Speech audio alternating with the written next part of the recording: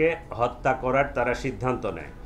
সেই সিদ্ধান্ত মোতাবেক তারা এই ঘটনার দিনে সে প্রাইভেট পড়াতে আসবে 4টার সময়, এই ইনফরমেশনটা পাস করে মাহির তার বন্ধু আইলান সহ তারা পরিকল্পনা মাফিক আগেই তাদের বাসার নিচে এই গলিতে অবস্থান করে জোবায়েদ যখন এখানে আসে উপস্থিত হয়, তার সাথে কথা কাটাকাটি হয়, তাকে বর্ষাকে ত্যাগ করার কথা বলা হয়, তার ওখান থেকে সরে আসতে বলা হয়। সে এটা বলে যে সে মেয়ে তো আমাকে ভালোবাসে, আমি কেন সরে যাব।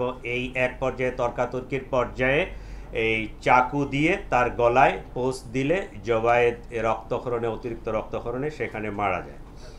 এই ঘটনায় আমরা মোহাম্মদ মাহির, বার্জিস শাবনাম বর্ষা মেয়েটা এবং মাহিরের যে বন্ধু ফারদিন আহমেদ আইলান, 3 জনকেই আমরা গ্রেপ্তার করতে সক্ষম হয়েছি। আমরা যেটা তদন্তে পাইছি, মাহির কোনো এক সময় ওই বাসায় ওখানে ভাড়া থাকতো, তো আগে থেকে ওই মেয়েটার সাথে পরিচয় দীর্ঘদিনের, কিন্তু প্রেমের সম্পর্কটা অনুমান 1.5 বছর ধরে। আগে তো ছোট ছিল, ওই একজন আরেকজনকে চিনতো, জানতো, প্রতিবেশী। প্রেমের সম্পর্কটা 1.5 বছর ধরে। জোবায়েদ 1 বছর ধরে মেয়েটাকে পড়াচ্ছে, সে জগন্নাথ বিশ্ববিদ্যালয়ের ছাত্র। মেয়েটা এর প্রতিও দুর্বল হয়ে যায় জোবায়েদের প্রতি। এই এখন তো ওই যে মাইন্ড হচ্ছে টিল্টিং, যখন মাহিরের কাছে যায় তখন মাহিরের, যখন জোবায়েদের কাছে যায় তখন জোবায়েদের। ঠিক আছে, তো মাহিরকে সে বলছে যে জোবায়েদকে না সরাতে পারলে আমি আসলে তোমার থাকতে পারবো না। এই কথা থেকেই তারা জোবায়েদকে সরায় দেওয়ার পরিকল্পনা করে। আর পোস্টটা মারছে মাহির, তাই না? পোস্ট যেটা মারছে এটা মাহির, একটাই পোস্ট মারছে। এবং এই চাকুটা আইলান এবং মাহির দুইজনে মিলেই কিনছে, দুইজনেই ওখানে ছিল। সম্ভবত 2টা চাকু ছিল, দুইজনের কাছে 2টা চাকু ছিল। পরিকল্পনা ছিল যে আইলান, মাহিরের যে বন্ধু, সে পিছন থেকে পোস্ট মারবে, কিন্তু সে পোস্ট মারে নাই। ওই মাহিরেই নিজেই তার চাকুটা বাহির করে ওই সে গলা বাম সাইডে না ডান সাইডে, ডান সাইডে এই জায়গাটায় পোস্ট মারছে। আচ্ছা, ওই আমরা আসামি গ্রেপ্তারের ক্ষেত্রে অনেক ধরনের টেকনিক অ্যাপ্লাই করি, ঠিক আছে? ওই এখানে চিটাগাংয়ের ওইদিকে কারো বাড়ি আছে? চিটাগাং কেউ আছেন আপনারা? এই রাউজান হাটহাজারি সার্কেলের আমি একসময় এএসপি ছিলাম, ঠিক আছে, সার্কেল এএসপি।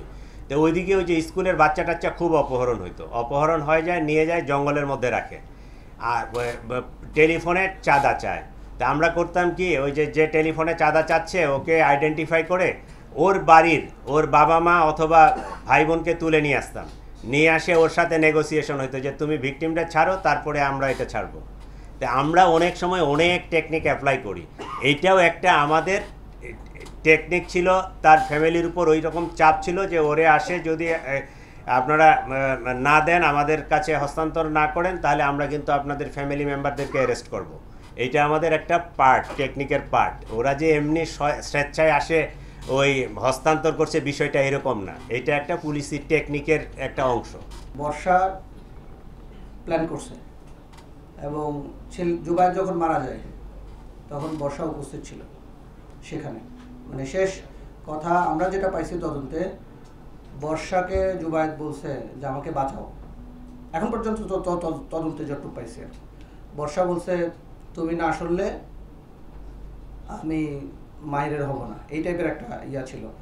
আর আমাদের তদন্তে যেটা উঠে আসছে, দোতলা থেকে সে বাঁচার জন্যই মূলত, বর্ষাদের বাসা তো 5 তলায়, 3 তলায়, বর্ষার 3 তলায় সিঁড়ি গোড়ায় ছিল এবং সে পুরা নিচের ইয়েটা দেখছে। যে হত্যাকাণ্ড যে হয়েছে, বর্ষা নিজে কনফার্ম হয়েছে। কনফার্ম হওয়ার পরে জুবায়েদ দোতলায় বেল ছিল, কলিং বেল বাজানে দরজায় ধাক্কা দিছে। দরজাতে ধাক্কা যখন দিচ্ছে, তার রক্ত দরজা দিয়ে গড়ায় এখানে নিচে পড়ছে। আর একটা ইন্টারেস্টিং ইয়ে হলো, দোতলায় যিনি ছিলেন ওনার ওজন অনেক বেশি। আপনারা ইয়া করলে দেখবেন যে উনি অলমোস্ট 150 কেজি ওজনের এক ভদ্রলোক। উনি উঠে যখন দরজা খুলছেন, মানে অনেকক্ষণ সময় লাগছে, আমাদের তদন্তে এটা আসছে আর কি।